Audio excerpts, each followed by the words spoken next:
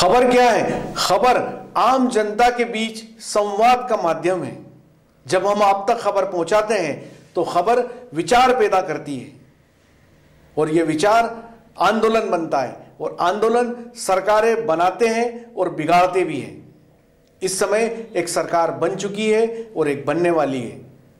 जो सरकार बन चुकी है, हम उसकी बात करें तो वो मध्य प्रदेश में कमलनाथ सरकार है। इस सरकार में अस्तित्व के आने के बाद एक खास बात हुई है।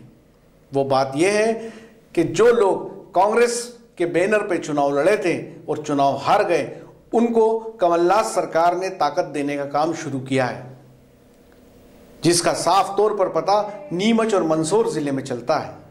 नीमच में उमराव गुजर, राजकुमार अहीर और सत्यनारायण पाटीदार, ये तीनों कांग्रेस के विधानसभा प्रत्याशी थे, लेकिन चुनाव हार गए। उसके बाद कमलनाथ सरकार ने इन्हें जिला योजना समिति का सदस्य मनोनीत कर दिया। ठीक ऐसा ही मंदसौर जिले में भी हुआ। वहां भी हारे हुए कांग्रेस प्रत्याशियों को जिला योजना समिति में सदस्य मनोनीत कर दिया गया। इससे एक बात खास तौर पे निकल के आती है कि कमलनाथ सरकार ने यह ठाना है कि जो कांग्रेस के प्रत्याशी जो चुनाव हारे हैं उनको ताकत दी जाए और जो भारतीय जनता पार्टी के लोग चुनाव जीते हैं, विधायक बने हैं, उन्हें प्रशासनिक तौर पर कमजोर किया जाए। इसका नज़ारा साफ तौर पे उस समय भी देखने को मिला जब जिले के प्रभारी मंत्री हुकम सिंह कराड़ा नीमच मंदसौर के दौरे पर आए। इस दौरे में पूरी तरह कांग्रेस से जुड़े लोगों को तरजीह दी गई। वहीं जिला योजना समिति की बैठकों में भी केवल और केवल कांग्रेस के वचन पत्र पर बात की गई। उसका परिणाम यह निकला कि मंदसौर में भारतीय जनता पार्टी के चुने हुए विधायकों ने इस योजना समिति की बैठक का विरोध किया। आप सोच रहे होंगे हम आपको ये खबर क्यों दिखा रहे हैं। ये खबर इसलिए दिखाई जा रही है कि कमलनाथ सरकार के इरादे इससे जाहिर होते हैं और साफ तौर पे उन्होंने ये तय कर लिया है कि जो लोग कांग्रेस से चुनाव हारे हैं उनको ही विधायक जैसा ट्रीट किया जाए उनके क्षेत्रों में, जिसके लिए कमलनाथ सरकार तमाम जतन कर रही है। वहीं पूर्व विधायक नंदकिशोर पटेल के मामले में खबरें आ रही है कि उन्हें सरकार जिला सहकारी बैंक का अध्यक्ष बनाने जा रही है, जिसके लिए अंदर खाने तैयारी शुरू हो चुकी है। वैसे एक खास बात यह भी है कि जो सहकारिता मंत्री है गोविंद सिंह, नंदकिशोर पटेल उनके भी करीबी माने जाते हैं।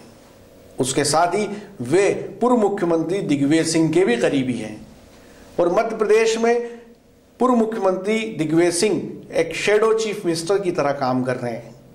शतरंज की बिसात पर जितनी भी बिछावट की जा रही है वो सारी बिछावट दिग्गी राजा के इशारों पर हो रही है। जितने भी IAS IPS अफसरों की जो पोस्टिंग हुई है उसमें भी सीधा हाथ कहीं ना कहीं दिग्गी राजा का दिखता है। उससे साफ होता है कि नीमच मंदसौर की कोऑपरेटिव बैंक पर नंदकिशोर पटेल की ताजपोशी आज नहीं कल हो जाएगी। अब दूसरे चुनाव की बात करते हैं, दूसरी सरकार की बात करते हैं जो सरकार बनने वाली है, यानी लोकसभा चुनाव।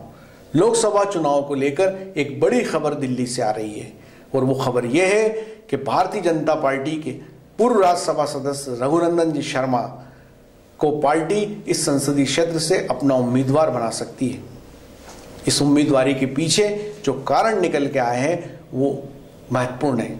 उसमें एक बड़ा कारण है रघु जी का जो चेहरा है वो मध्य प्रदेश में शिवराज विरोधी चेहरा माना जा रहा है। वो रघु जी ही थे जब विधानसभा चुनाव के नतीजे घोषित होने के पहले उन्होंने एक बयान जारी किया था और ये कहा था कि अगर मध्य प्रदेश में भारतीय जनता पार्टी की सरकार नहीं बनती है तो इसका पूरा श्रेय शिवराज को जाता है, क्योंकि शिवराज सिंह चौहान ने जो बयान दिया था कि किस माई के लाल में दम है जो आरक्षण खत्म करके दिखाए, उसके कारण प्रदेश के सवर्णों में भारी नाराजगी है। ये बात सबसे पहले रघु जी ने कही थी और रघु जी के इस बयान ने पूरे प्रदेश में हलचल मचा दी थी।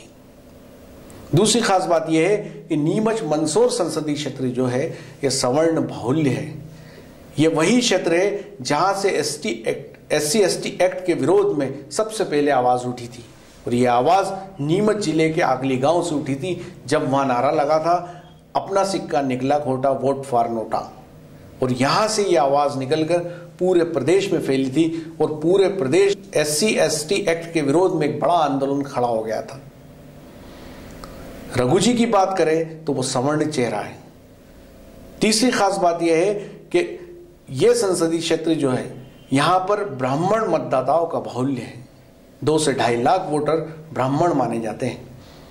उसी का परिणाम है कि लंबे अरसे तक स्वर्गीय लक्ष्मीनारायण पांडे यहाँ से सांसद रहे।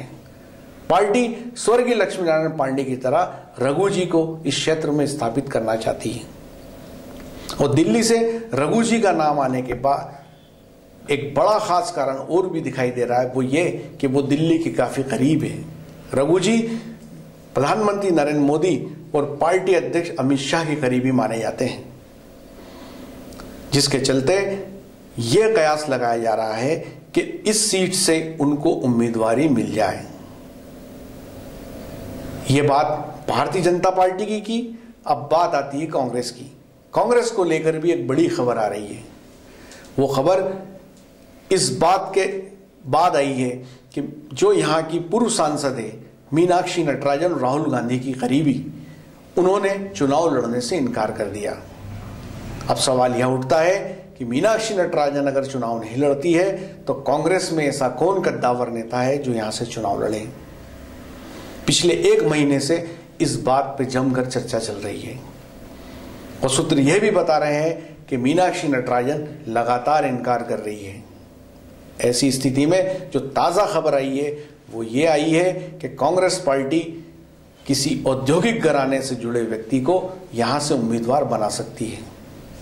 उसके पीछे एक बड़ा कारण यह है कि वो साधन संसाधन से लेस होगा और दूसरी बड़ी बात यह है कि बड़ा चेहरा होगा और बड़ा चेहरा होने के कारण उसको भारतीय जनता पार्टी को टक्कर देने में आसानी होगी। जो खबर हमारे पास दिल्ली से आई है उस खबर की पुष्टि होना भी बाकी है।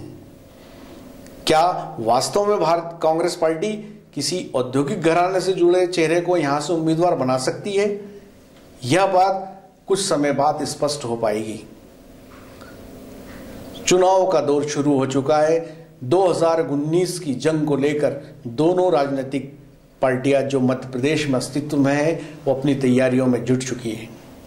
ये खबरें तब तक आती रहेगी जब तक कि लोकसभा की उम्मीदवारी घोषित नहीं हो जाती। और चूंकि हमारा काम आपसे संवाद कायम करना है, आप तक खबरें पहुंचाना है, हम इस तरह की पल पल की खबरें आप तक पहुंचाते रहेंगे, क्योंकि आपको भी दरकार है कि आखिर चल क्या रहा है। इसी चल क्या रहा है पे मैं मेरे सहयोगी दीपक खताबिया के साथ फिर हाजिर होऊंगा और आपको पल पल की खबर से रूबरू कराऊंगा।